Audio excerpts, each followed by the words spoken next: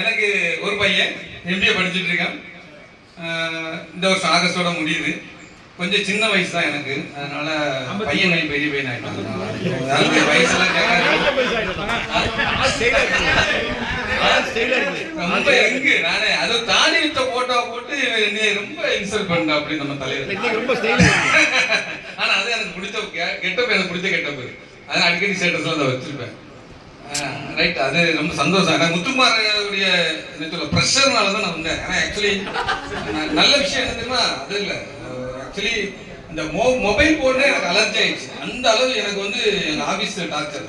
Mobile phone அடிச்சுட்டே தான் இருக்கும், மெசேஜ் வந்துகிட்டே தான் இருக்கும். 2 வாட்ஸ்அப் 2 டெலகிராம், இன்ஃபர்மேஷன் வந்துகிட்டே இருக்கும், இன்ஃபர்மேஷன் ரிப்ளை கொடுத்துட்டே இருக்கணும். இதுக்கு இடையில நான் வேற எந்த சோசியல் மீடியாவில் வேற யாரோடய என்னோட கான்டாக்ட் இருக்காது. மேக்ஸிமம் ஏதாவது பார்க்கறதோட சரி, சேஞ்ச் அவுட் பண்ணும்போது பார்க்கறதோட சரி.